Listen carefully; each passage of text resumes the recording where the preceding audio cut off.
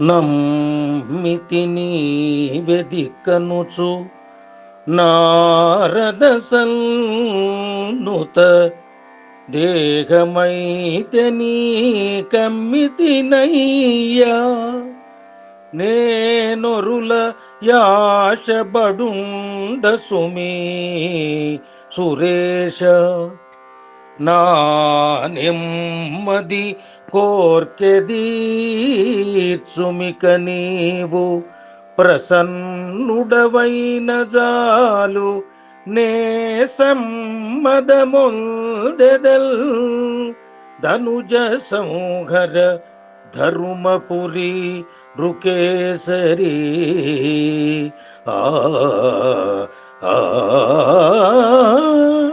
ఆ భావం.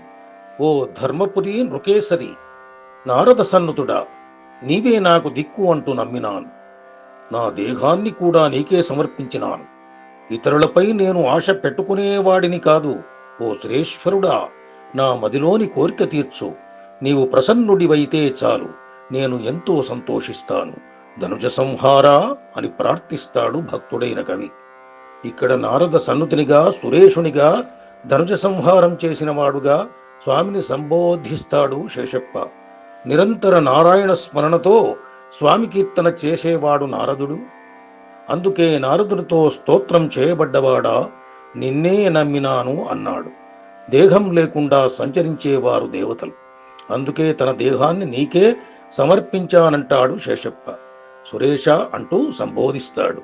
నీవు ప్రసన్నుడవైతే చాలు అంటూ ఆశిస్తూ ధనుజ సంహార అని సంబోధిస్తాడు.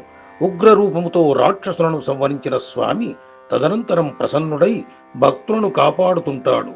అందుకే శేషప్ప సంబోధనలలో ఎంతో అంతరార్థం ఇమిడి ఉంటుంది.